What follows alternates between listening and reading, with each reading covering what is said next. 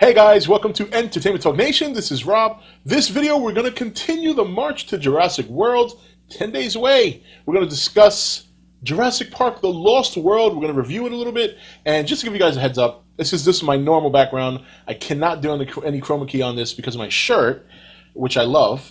I think you guys saw the last video. I found the shirt and I said, hey, wear it with your Jurassic Park videos. But anyway, the green, this clashes with that green, so it doesn't give me any transparent. Well, it gives me transparency, but it also gives me transparency in my shirt. Tried to work around it, couldn't do it. So we're just going to stick with the normal green screen background when I do my Jurassic Park videos, but wearing the shirt, of course. Let's talk about The Lost World, the sequel to Jurassic Park. A strong follow-up, not as good as the first one. The first one, I think, is always going to hold a special place in everyone's hearts. Now, we know in this movie, we find out that Jurassic Park had a Site B, a secret location where the dinosaurs are thriving. They do not die after a certain amount of time without the necessary resources they need to survive. They found a way, as Ian put it, they found a way. Hammond emphasizes that in the beginning of the movie. And, this movie, one of the best things about this movie is the introduction to some of the new dinosaurs, in particular the opening, not the opening scene, but when we first see the Stegosaurus come out. That was a great moment for me. I like the Stegosaurus. Stegosaurus and Triceratops are two of my favorites. And some of the other dinosaurs we got going in. But obviously the T-Rex and the Velociraptors are the stars of this movie because they provide the fear, the terror, the suspense. And that's what also gets people on edge. It's exciting, it's fun, it's scary a little bit. And this movie provided a lot of that. What it is about this movie that I just had a hard time with was, number one, the cast at the time, not now. At the time, the cast in this movie is not as strong as it was in the first movie. Now, look, we all know that Julianne Moore now is a star. She's an Oscar winner. Vince Vaughn now is a big star. He does a lot of comedy. But the cast surrounding Jeff Goldblum, who during the 90s was a big deal, wasn't that strong. It wasn't nearly as strong as the first movie. So, that's one thing that kind of took away. I kind of felt like it was Jeff Goldblum and then everybody else. Also, Julianne Moore, while she's a fine actress and she's obviously gotten better with time, in this movie her character just annoyed me too much. She was just a little bit too naive for it to be believable. Like, you can't tell me that as exciting as dinosaurs are to see, I think any person in their right mind would be aware of the danger. And she wasn't. How do you just roll up to a Stegosaurus nest and then they come charging you and she's just there like, well, let me duck. Little stuff like that. So her character just annoyed me to all high hell. The other thing I had a hard time believing was humans going on a safari hunt for dinosaurs. Now, they sold it well. Don't get me wrong. They sold it well. When I look back to the first movie and we think about how they developed the story, how they made everything so believable, I find it just as hard to believe that we could successfully do a safari hunt on dinosaurs. I mean, these guys caught a Triceratops. You know what I mean? And look, it's one thing if you're going out there, you're shooting them, you're killing them. That, to me, is a little bit more believable because you have lethal weapons. These guys were not trying to kill them. You're telling me that you're going to go around catching dinosaurs by throwing these little hooks around their neck? I don't know. For me, I can't buy it. It doesn't mean that those sequences weren't cool, and it doesn't mean that it made the movie bad. This kind of took me out of that element that this world could potentially exist. Even though we know it's a movie, and and again, it doesn't take away. Look, if we could just dismiss all reality when we watch Star Wars, there's no reason why we can't do it here. But the point I'm trying to make is that when you establish just how real it seemed in the first one with the science, explaining how they did it, showing you how they did it, coming up with a story that seems almost real and feasible, and then you come back and you're telling me, all right, humans are going to hunt dinosaurs. And it's not that humans wouldn't. We would do that. Humans would go out there and try to hunt dinosaurs if they were real. I just don't think we could be successful at it unless we're killing them. You go out there with a Uzi or a shotgun, that's one thing. You're going to take a couple of dinosaurs down.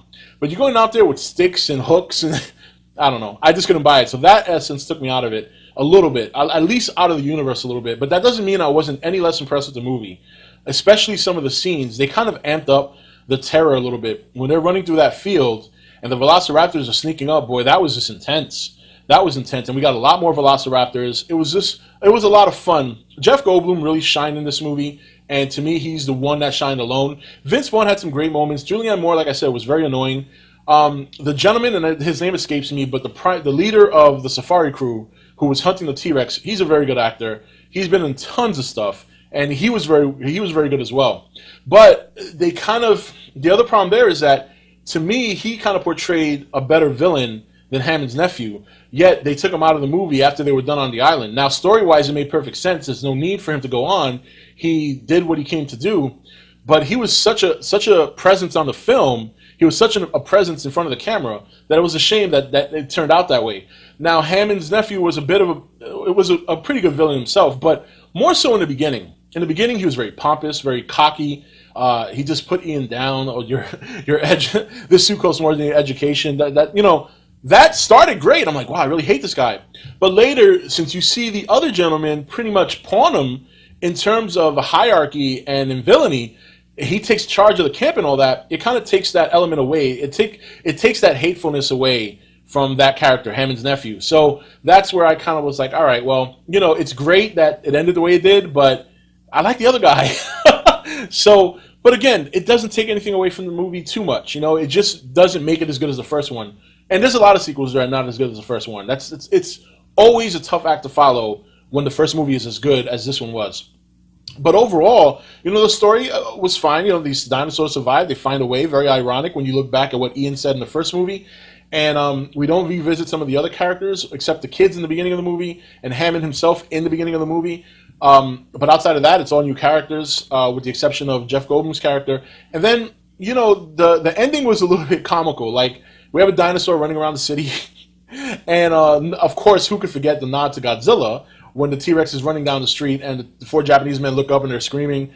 So, but I mean, look, it's a fun experience. We get to see new dinosaurs. That intensity and that terror is still there when the Velociraptors and the T-Rexes show up. That scene with the big truck, the field wagon, I want to call it, that was a great scene. And I feel bad for the guy who was an all-star saving them, but that ends up getting split in half between the 2 T-Rexes and consumed. But nonetheless, the other 3 make it out alive. Or the other 4, I should say. Well, the little girl was perched up in the tree, but so, and that was a great scene. That was a fantastic scene.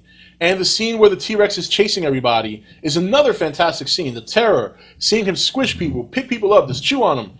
It definitely had its moments. It's not as good as the first one. There's some parts of the movie I just don't find believable. I just don't think without lethal weapons, we could successfully capture dinosaurs on a safari. And furthermore, the cast to me just wasn't, with the exception of Jeff Goldblum, obviously, and the other gentleman who played the leader of the safari crew, Engine, I should say. He wasn't the leader of Engine, but Engine hired them to go in and get the dinosaurs. I thought he was a great presence on screen. Outside of that, everybody else just did not grab me the way the crew did in the first movie, the actors in the first movie. And maybe it was because there was too many characters this time. That's another possibility. But, and that's not to say Julianne Moore is not a good actress. She's a fine actress now. But in this movie, she's still young. She's still up and coming. She wasn't quite there yet. And she just, her character was written the way it was written. I personally didn't like the character. I thought she was annoying and just too naive. Too naive to be, just too naive.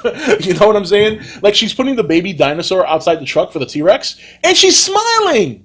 Who smiles? If a T-Rex is in front of me, I'm going to shit myself. I'm not going to smile. So just stuff like that is like, really? That's like a little bit naive, a little too naive.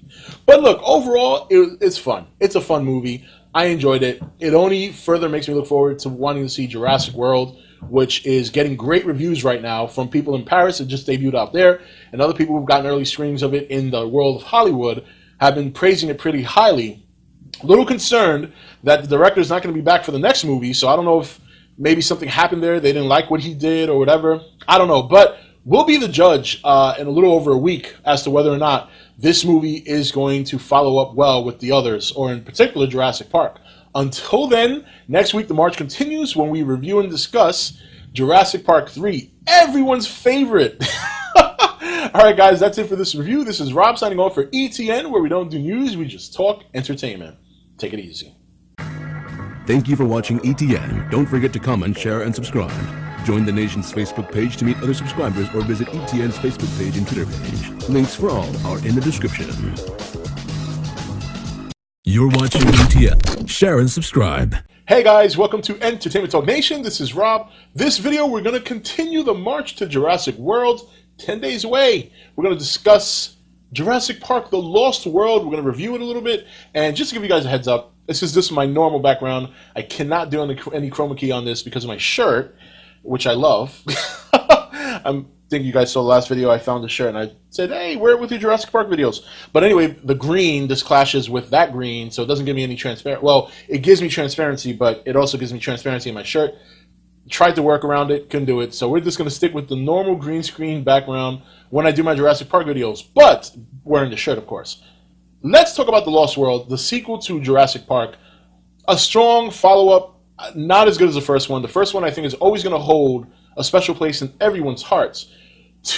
Now, we know in this movie, we find out that Jurassic Park had a Site B, a secret location where the dinosaurs are thriving. They do not die after a certain amount of time without the necessary resources they need to survive. They found a way, as Ian put it, they found a way. Hammond emphasizes that in the beginning of the movie. And, this movie, one of the best things about this movie is the introduction to some of the new dinosaurs, in particular the opening, not the opening scene, but when we first see the Stegosaurus come out. That was